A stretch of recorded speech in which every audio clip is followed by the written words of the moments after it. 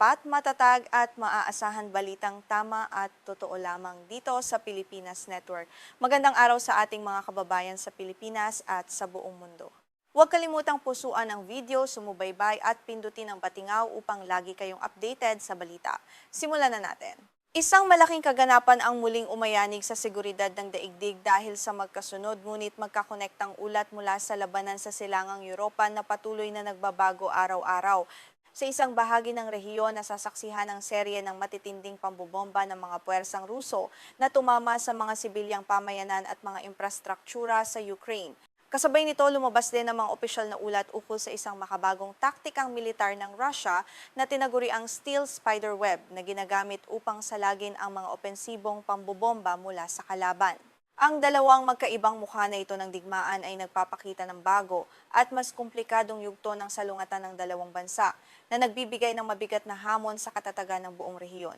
Ang sitwasyong ito ay nagpapakita ng isang malinaw na dualidad sa kasalukuyang takbo ng operasyon militar sa pagitan ng dalawang naglalabang bansa.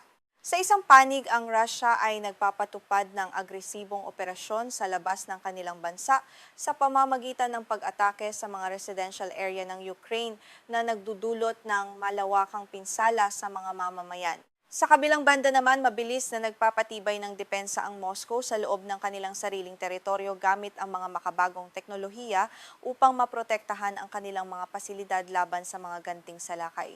Ang ganitong estratehiya ng sabay na pag-atake sa labas at pagtatanggol sa loob ay nagpabago sa takbo ng modernong labanan at nagdadala ng mga bagong komplikasyon sa aspeto ng militar. Para sa mga manonood na Pilipino, napakahalagang subaybayan ang mga ganitong tactical at humanitarian updates mula sa malalayong bahagi ng silangang Europa dahil may direkta itong impluensya sa pandaigdigang katatagan. Ang modern warfare o makabagong digmaan na ipinapakita sa salungatang ito ay nagpapatunay kung paano binabago ng bagong teknolohiya tulad ng mga guided bombs, kamikaze drones, at physical electronic defense networks ang konsepto ng pambansang seguridad.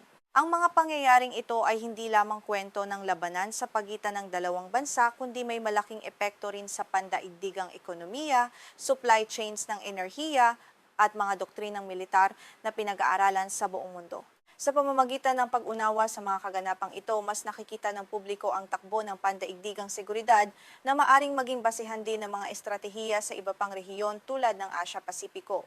Pumasok ang mga kumpirmadong ulat noong Hulyo 17, 2026 ukol sa isang koordinadong opensiba na inilunsad ng Russia laban sa mga sibilyang infrastruktura sa hilaga at silangang bahagi ng Ukraine. Ginamit ng militar ng Russia ang pinaghalong arsenal ng mga makabagong armas tulad ng guided aerial bombs o KAB, mga missile at mga attack drones sa magkakahiwalay na lokasyon upang masiguro ang malawak na pinsala.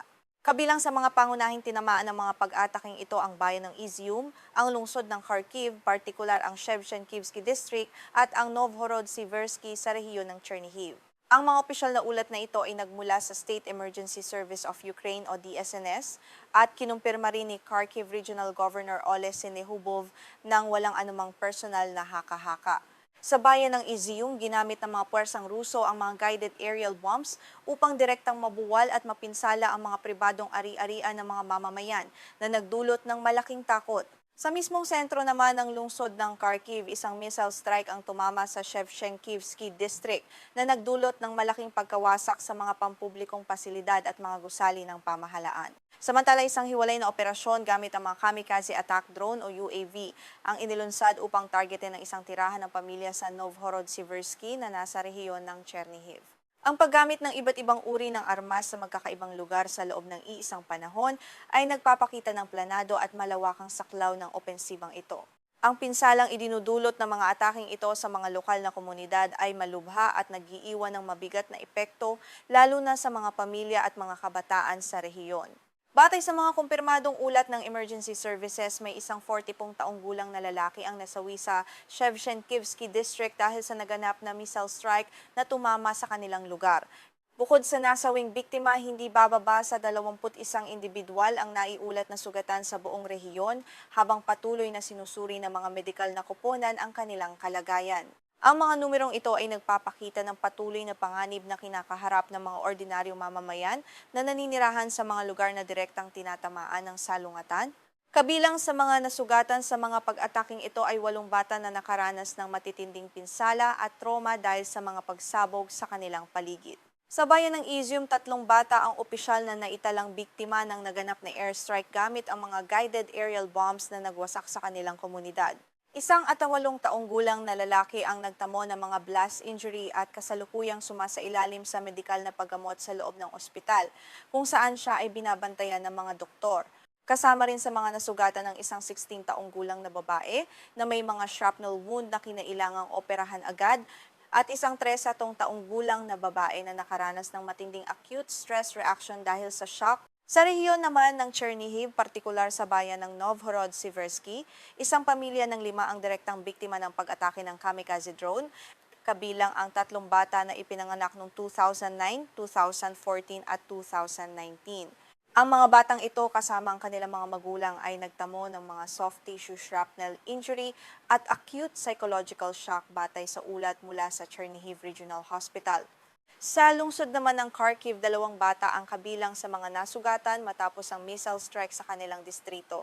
Isang 7 taong gulang na lalaki ang nagtamo ng blast injury at concussion, habang ang isang 7 taong gulang na lalaki naman ay dinala sa ospital dahil sa matinding acute stress reaction.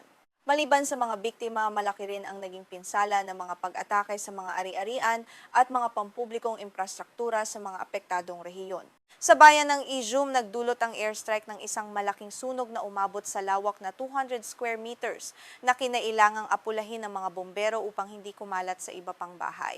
Sa lungsod naman ng Kharkiv, gumuho at napinsala ang isang educational institution, isang administrative building at ilang commercial infrastructure bukod pa sa isang sasakyan na tuluyang nasunog.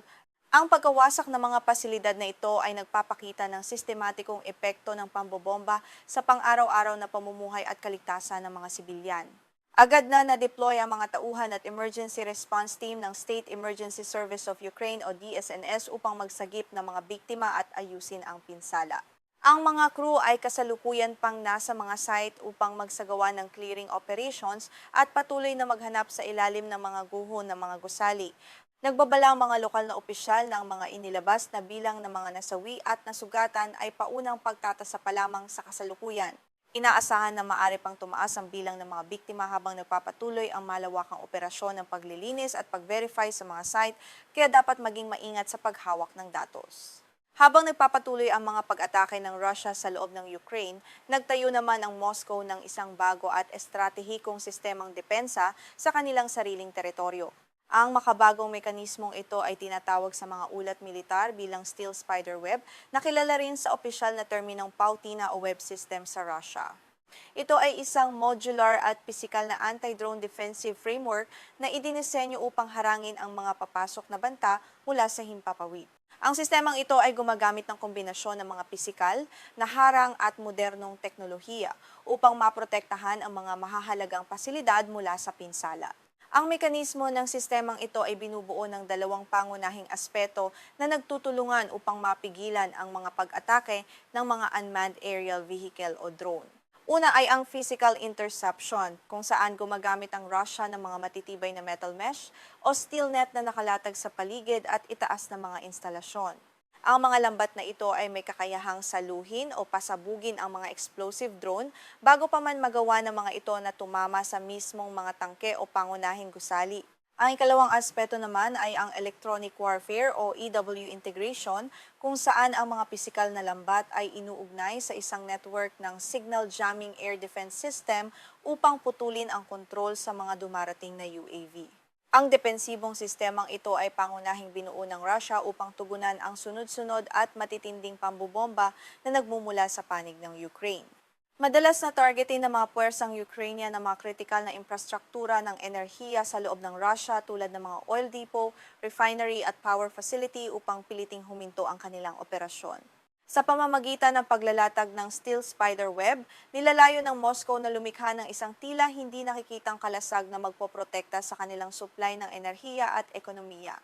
Ang pagunlad ng ganitong teknolohiya ay nagpapakita na ang parehong panig ay mabilis na nagbabago pagdating sa kanilang mga taktikang militar upang makasabay sa takbo ng giyera. Gayunpaman, may mga mahahalagang limitasyon ang pagsusuri sa bagong sistemang depensa na ito dahil sa kakulangan ng opisyal at kumpletong impormasyon. Ang mga artikulo mula sa ilang banyagang pahayagan tulad ng DAN3 ay masyadong maikli at naputol o truncated, kaya hindi nito na ibibigay ang pangkalahatang detalye sa mga mambabasa. Dahil dito, walang sapat na teknikal na datos ang publiko ukol sa eksaktong lokasyon ng deployment ng mga sistemang ito o sa mga tiyak na petsa ng operasyon. Hindi rin malinaw ang partikular na uri ng radar at mga armas na bumubuo sa framework na ito, kaya nananatiling neutral ang pagtatasa at iniiwasan ang paggawa ng mga hindi kumpirmadong konklusyon ukol sa pangkalahatang bisa nito laban sa mga advanced missile. Sa pag-uulat sa panahon ng isang malawakang giyera, napakahalaga ng proseso ng verification at cross-checking upang matiyak ang katumpakan ng mga balita at maiwasan ang maling impormasyon. Sa kasalukuyan, may mga kritikal na aspeto na kulang sa mga pangunahing sanggunian at nangangailangan ng karagdagang verifikasyon mula sa mga independenteng grupo. Kabilang dito ang eksaktong kondisyon sa ospital ng mga malubhang na sugatang biktima sa Ukraine, partikular ang 6 na nasa hustong gulang at ang 2 bata na malubhang naapektuhan. Kulang din ang impormasyon ukol sa mga tiyak na pangalan o pagkakakilanlan ng mga biktima na kasalukuyang protektado ng patakaran ng medical confidentiality na ipinatutupad ng mga ospital. Bukod sa medical na aspeto, kinakailangan din ng cross-checking ukol sa opisyal na pahayag o tugon mula sa panig ng Russia hinggil sa naganap na pag-atake sa mga residential area ng Kharkiv at Chernihiv. Ang buong technical na blueprint at ang opisyal na tugon o counter-assessment ng Ukraine ukol sa tunay na kakayahan ng steel spiderweb system ng Russia ay hindi pa rin ganap na nailalathala sa publiko. Ang pag-verify ng mga ulat sa panahon ng digmaan ay isang malaking hamon dahil ang magkabilang panig ay madalas gumamit ng impormasyon upang isulong ang kanilang sariling interes. Kaya naman mahalagang paalalahanan ng publiko na suriing mabuti ang bawat anggulo ng mga lumalabas na balita upang makita ang katotohanan. Bukod sa mga pisikal at material na pinsala, ang psikolohikal at emosyonal na tindi ng digmaan ay isang malaking aspeto na hindi dapat kalimutan sa mga pagsusuri. Ang trauma at psikolohikal na epekto tulad ng acute stress reaction na nararanasan ng mga sibilyan, lalo na ng mga bata, ay nagpapakita ng tunay na bigat ng sitwasyon. Ang maranasan ang matinding shockwave at ingay ng mga pagsabog sa loob ng kanilang sariling mga tahanan o malapit sa mga paaralan ay nagiiwan ng malalim na sugat sa kaisipan ng mga kabataan. Ang mga medical na diagnosis na ito ay patunay na ang pinsala ng digmaan ay lumalagpas sa mga pisikal na sugat at nangangailangan ng pangmatagalang pediatric psychological intervention na dapat pagtuunan ng pansin. Upang mapanatili ang isang neutral at walang kinikilingang pagbabalita, mahalagang tingnan ang magkatunggaling pahayag ng magkabilang panig sa digmaang ito. Sa panig ng Ukraine at ng kanilang mga kaalyado sa kanluran, mariing inakusahan ang Russia ng pagsasagawa ng war crimes dahil sa sadyang pagpapatama sa mga sibilyang residential area at paggiba sa mga power grid na nagdudulot ng malawakang kawalan ng kuryente. Ayon sa kanila, ang mga ataking ito ay direktang lumalabag sa mga internasyonal na batas at naglalayong takutin ang populasyon. Ang mga pahayag na ito ay madalas na ginagamit upang humingi ng karagdagang suportang militar at pinansyal mula sa internasyonal na komunidad upang ipagtanggol ang kanilang bansa. Sa kabilang banda, ang opisyal na tugon mula sa Kremlin at sa Ministry of Defense ng Russia ay mariing itinatanggi ang mga akusasyong ito. Ayon sa pahayag ng pamahalaang Ruso, gumagamit lamang sila ng mga high-precision weapon upang targetin ang mga military infrastructure, communication system, at energy grid na sumusuporta sa kakayahang militar ng Ukraine. Isinisi ng Moscow ang mga pinsala sa mga residential areas sa mga sumasablay na air defense missile ng Ukraine tulad ng S-darong-darong system na bumabagsak sa mga kabahayan. Idinagdag pa ng kanilang panig na ginagamit di umano ng Ukraine ang mga sibilyan bilang human shield sa pamamagitan ng paglalagay ng mga base militar at mabibigat na armas sa loob ng mga mataong komunidad. Bilang buod, ang kasalukuyang takbo ng digmaan sa pagitan ng Russia at Ukraine ay nagpapakita ng dalawang magkaibang mukha ng labanan na kapwa nagpapakita ng tindi ng sitwasyon. Sa isang panig, naroroon ang patuloy na panganib at matinding humanitarian na epekto sa mga sibilyan sa Ukraine dahil sa pagpapadala ng Russia ng mga makabagong guided bomb at missile. Sa kabilang panig naman, nasasaksihan ang sabay na pagpapatatag ng Russia sa kanilang mga depensibong estratehiya sa pamamagitan ng pag-deploy ng Steel Spider Web system upang harangin ang mga ganting salakay ng Ukraine sa kanilang kritikal na infrastruktura.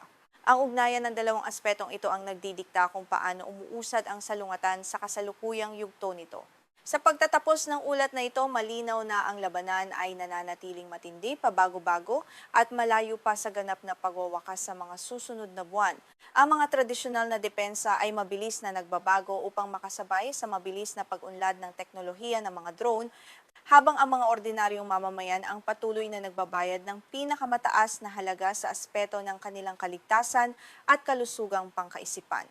Iminumungkahi ng mga eksperto ang patuloy na pagsubaybay sa tinatawag na saturation tactics ng Ukraine, kung saan gumagamit sila ng maramihang murang drone na may multi-stage warhead at AI-guided tracking upang malampasan ang mga electronic warfare system at metal net ng Russia. Ang patuloy na pakikipagtungali na ito ang magpapakita kung gaano magiging epektibo ang mga sistemang tulad ng Steel Spider Web sa katagalan ng digmaan. Kung nais ninyong manatiling updated sa mga pinakahuling balita at malalim na pagsusuri ukol sa mga pandaigdigang kaganapan, huwag ninyong kalimutang i-like ang video na ito at mag-subscribe sa ating channel. Ang inyong suporta sa pamamagitan ng pag-like at pag-subscribe ay malaking tulong upang patuloy naming maihatid ang mga makabuluhan at walang kinikilingang ulat para sa publiko.